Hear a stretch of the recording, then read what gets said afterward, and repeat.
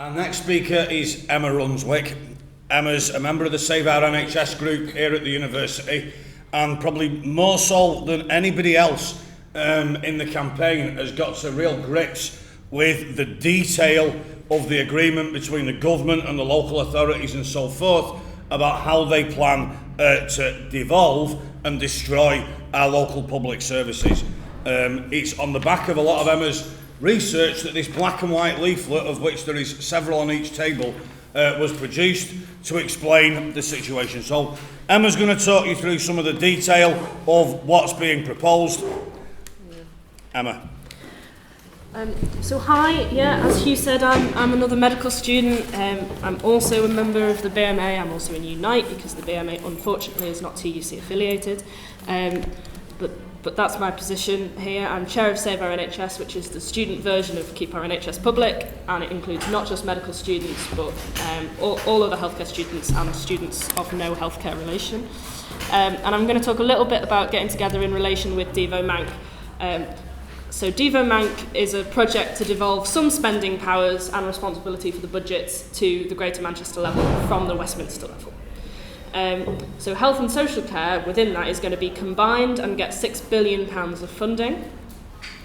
And the new mayor will have responsibility for health, social care, planning, police, probably fire services, the housing, the environment, welfare to work schemes, transport, and an undefined number of other things that this one person is supposed to deal with all at once, despite the fact that currently those responsibilities are very spread out.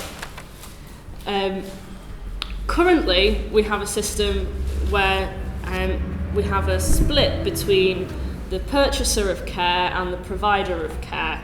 So we have clinical commissioning groups, which are groups of GPs and bureaucrats and consultancy firms and other individuals, some of whom are wonderful people doing their best and some of whom are profiteering horrible things.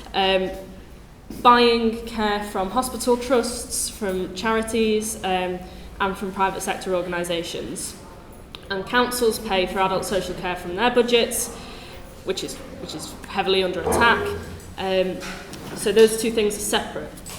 And those two things are separate because social care has previously been devolved to councils, and social care was heavily privatised and is means tested.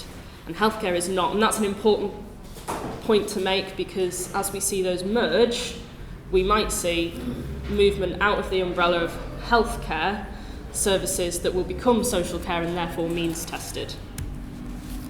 The new structure is going to consist of the Greater Manchester Strategic Health and Social Care Partnership Board. That's going to be in charge of planning, and it's not going to have any elected representatives on it, but it will have Simon Stevens from NHS England on it. So not much of a devolution, but there you go. The Greater Manchester Joint Commissioning Board, which will buy healthcare and social services from contractors, that's both NHS and private contractors. There's going to be, according to the MEN, a committee of 38 organisations which will sign off strategic decisions, but we don't know what those decisions will be, nor what purpose that committee will serve. And that will serve underneath a parallel executive committee of 13 members made up of the CCGs, health providers, NHS England and the Mayor. And again, it's not entirely clear what decisions those people will be making.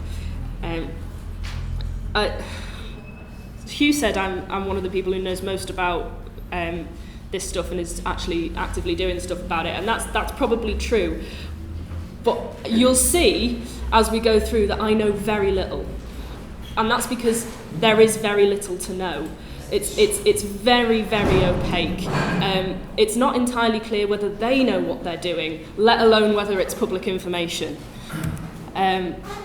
So Tony Lloyd, our interim Greater Manchester Mayor, said about the devolution of NHS funding, "We are building the capacity to build on health and social care. It's about building our economy." And that should tell you everything that you need to know, really, about what's happening here. In the Memorandum of Understanding, it says Greater Manchester is to be the trailblazer for the objectives set out in the 5-year forward view. And the 5-year forward view is much lauded by healthcare professionals because it uses all of the rhetoric that we've been asking for a long time: self-care, care closer to home, more power for doctors and so on. Come in. Things that doctors and healthcare professionals and patients want, but very much in the way that the Tories have been saying, oh, we're the party of working people and we're going to abolish poverty and all about inequality, whilst not actually doing that. It's very, very similar. They use the rhetoric, but it doesn't exist. So the 5-year forward view creates new care models and a modern workforce. And I'll talk a little bit about those things in a second, but the idea is that we will be an early implementer and test bed, guinea pig, for new innovative private approaches to delivering new models of integrated health and social care. And when we say integrated health and social care, I'm a big fan of integrated health and social care. I think social care should come back into public hands and be provided for free for everybody who needs it, so that we can easily move people between social and medical care, and we don't have system bed blocking. But that's not what they mean. They mean outwards. The new care models are going to be modelled on the US system, and this is where it links with the push through of Healthier Together. This is really where it links, because the new care models include the downgrading or closure of district general hospitals and A&Es, and centralisation into super specialist centres. It's modelled on an organisation called Healthcare Maintenance Organisations in America, where they have what we call tertiary care, which is kind of the highest level of care that we currently have in the NHS, and primary care, and nowhere in the middle. So you have a GP and you have self-care, and then you have full inpatient hospital care, and everything that's currently provided by district generals will either disappear or move into one of those sectors. It's going to include more self-care, and again, self-care is something that medical professionals support. It's very empowering for patients to have control over their own medical position. But unfortunately, this self-care doesn't look like it's going to be very well supported. And certainly they think it's going to save them money. They think it's going to cost them nothing, which is not really how self-care should work. There you go. The new care models are designed to be attractive to and profitable for private providers. That's what they're about.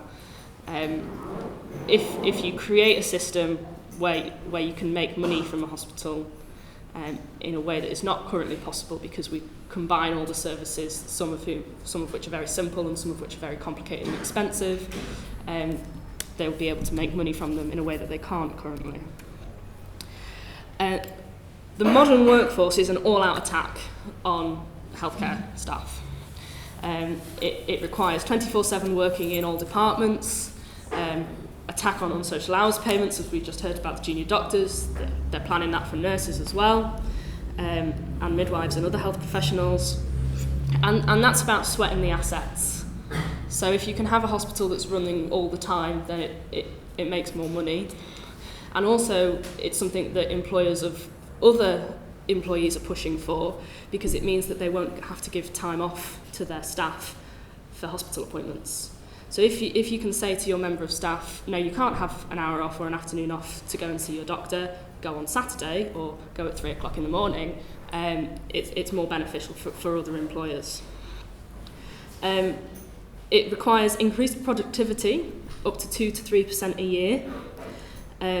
When you look into what that actually means, it means more patients per nurse. They want us to do more work for the same funding and for the same staffing levels. Local pay and terms and conditions even, an end to national bargaining, an attack on the trade unions. So even though they're trying that now nationally, I think when we have devolved health and social care, they will try again. And in Cornwall and in Leeds and other places where they're going to have a go at this. Requiring staff to work across organisational and sector boundaries. And again, that sounds like quite a nice idea. Specialists from hospitals working sometimes in primary care and visiting people at home, or nurses who are specialists in certain areas moving between different different organisations, but again, if you look at it, it really means outsourcing. Flexibility to deliver new models of care, including the development of transitional roles. That means lower qualified staff taking on doctors and nurses' jobs, whether that's healthcare assistants or physicians' associates or so on. And again, there's nothing intrinsically wrong with that, it's just that they are going to use it to attack the other staff. There is nothing wrong with a specialised phlebotomist. They're great and they're an integral part of the healthcare team. But when you pay somebody systematically less to do, and you itemise the job so that you can be trained to do one thing over and over and over again, you're attacking the training and the integrity of the profession. And they want more volunteers, both caring people, so people who are currently already paid less than the minimum wage and carers allowance, but also people who are looking to get into the professions, the healthcare professions, through internships and volunteering posts. In Greater Manchester, it's going to have a massive impact on training. We've got 2,000 medical students across Greater Manchester, 3 nursing schools, 2 midwifery schools.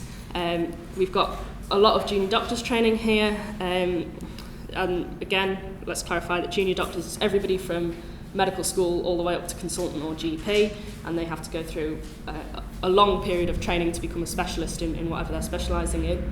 That all happens here, and if you take away the ability of hospitals to do that, you cut off your supply of those people. And it's also quite clear that we're going to have more cuts. So the £6 billion is already a cut. The Greater Manchester Mayor is rapidly trying to ask for another £1 billion to try and help this get off the ground. But the agreement says, in the context of the wider fiscal consolidation agenda, the city region will be required to take a fair share of any reductions that are made to any of the devolved funding streams. Cuts. It's also quite clear that the government still has the ultimate say over the strategic direction of the NHS in Manchester. That means that they couldn't, for example, cancel PFI debts or prevent the market wasting any more money. Any significant additions to the estate need to be agreed nationally, i.e. expansions in the care we provide or building a new hospital or whatever. And the government will continue to set out incentives for health and care partners in Greater Manchester to develop this plan. And that means that if we don't meet targets, they won't give us the money we need to run services. And that's consistent across the other devolved fundings as well. So they say if you don't build this many houses, you won't get any more money to build more houses. Or if you don't meet this percentage reduction in people not going to hospital, then we won't give you enough money to run your A&E. And that is obviously very, very dangerous. Healthier Together is being justified on the grounds of clinical standards.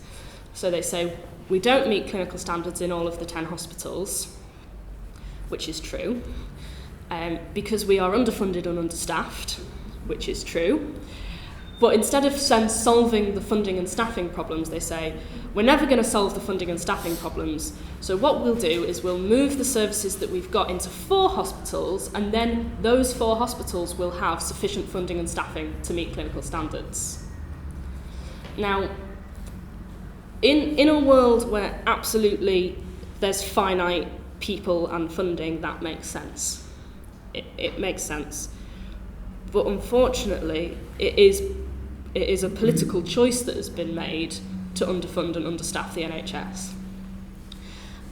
And it is part of the agenda to downgrade and close district general hospitals in the area. We've already found out that it's not just general abdominal surgery that will be leaving North Manchester, but all surgery. Without surgical backing, you can't run an A&E. Without an A&E, you have to close aspects of your services, your MAU, your SAU, so those are wards on the hospital. You have to direct ambulances elsewhere. Demand goes elsewhere. You essentially become a rehab hospital rather than a hospital that actually treats incoming patients. And very gradually, but quite obviously, and as in the cases of Rochdale and Trafford, you are downgraded and eventually closed. So Healthier Together, although you can definitely see the motivations of the clinicians involved, and I feel so sorry for them, is just a step in moving towards the new models of care that Devo Manc demands and the privatisation agenda demands. So I'll finish there. So.